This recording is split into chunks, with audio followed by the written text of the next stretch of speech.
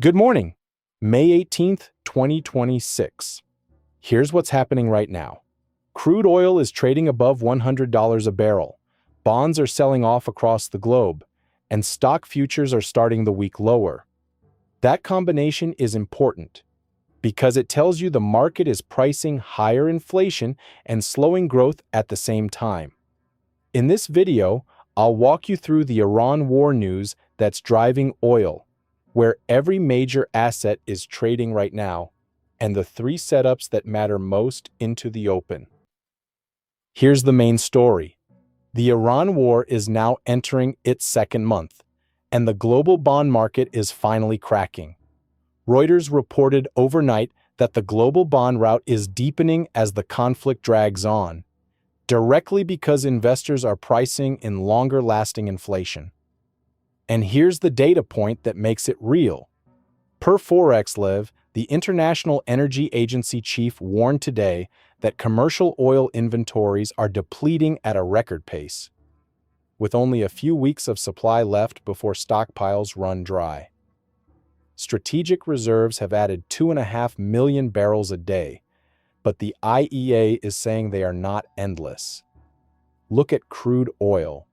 Price has pushed above $100 a barrel, sitting at $100.77 this morning, holding the century mark. What you're seeing on the chart is a rising channel going back to early April, with 4 clean touches on the lower rail. Right now, price is grinding higher against the upper rail near 102.50. The level that matters most is $100 flat. That's the round number support that's already held 3 times this month. A close above 102.50 on volume would be a highly reliable channel breakout, with a measured move toward 105. If we lose 100 instead, the breakout above triple digits fails. Moderately reliable bear trap unwind. But there is one development that could change everything. Reuters also reported this morning that a revised Iranian proposal to end the war has been shared with the U.S. through a Pakistani source. That's the first credible peace signal we've seen, and if it gains traction, oil could pull back sharply. My read, until we see a confirmed deal, the market is going to keep pricing the supply risk in. Now look at gold, trading at $45.59 an ounce. Essentially flat overnight, holding steady. On the chart, gold is consolidating in a tight ascending triangle near 4,600. Flat resistance overhead, rising support since late April. Ascending triangles carry a bullish bias. They typically break upward. A close above 4,600 on volume is a moderately reliable breakout signal, with a measured move toward 4,750. What's interesting, gold isn't surging despite the bond rout. Per Reuters, investors are betting on stability after the Trump-Xi summit. So for now, the fear bid is contained. And finally, Bitcoin. CoinDesk reported overnight that Bitcoin slid below 77,000 after President Trump's latest Iran warning rattled risk assets. $563 million in long positions were liquidated yesterday. That's a real flush. The whole tone going into the week. Here's where the market is trading right now. S&P futures 74.17, drifting lower, down about 0.2, holding just above the 7,400 support that capped last week's rally. Nasdaq futures 29,196, fading slightly, down 0.1. The best of the 4, but still pulling back from last week's record highs. Dow futures 49,450, breaking lower, down 0.33%, the weakest of the big 4 today.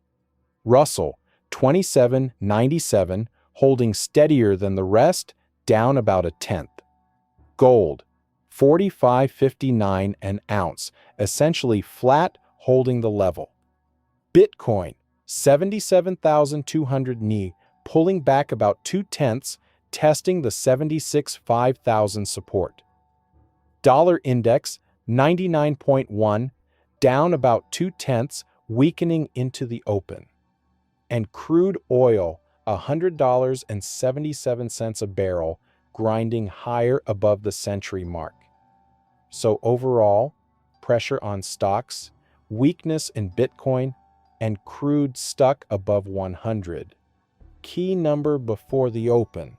Watch whether S&P futures hold. 3 setups I'm watching today.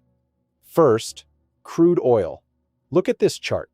What we have here is an ascending triangle forming over the past 2 weeks.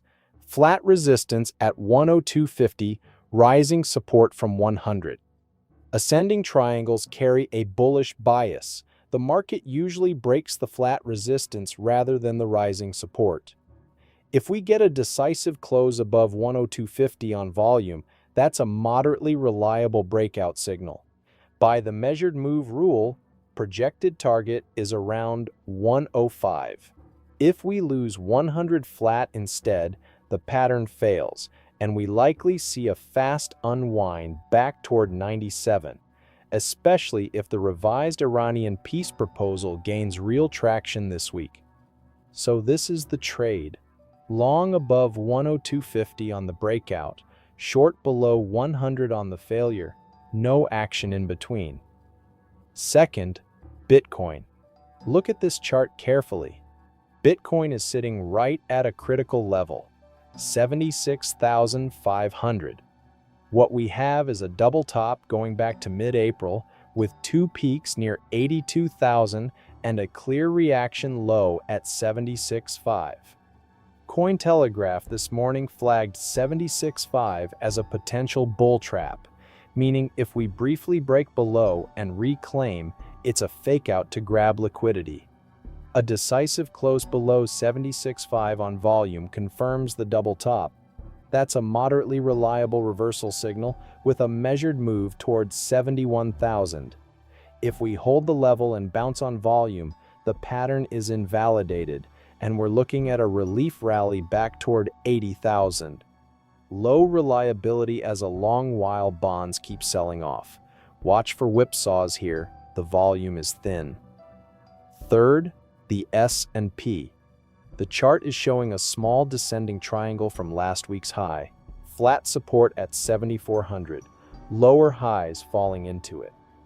Descending triangles carry a bearish bias. The flat support is what usually breaks, not the falling resistance. The level that matters is 7,400 flat. A daily close below on volume is a highly reliable breakdown signal given how cleanly the level held 3 times last week. The measured move points towards 7,300 as the next support zone. If we hold 7,400 and reclaim 7,450, we're back inside the range. Moderately reliable bounce, but the path of least resistance is still down while the bond market. So here's the takeaway. Oil is above 100, bonds are cracking, and risk assets are under pressure. That combination is the classic stagflation pricing. Inflation rising while growth slows. Today's action will tell us if that trend extends or reverses on the peace proposal. See you all tomorrow at the same time. This is not financial advice, for education purposes only.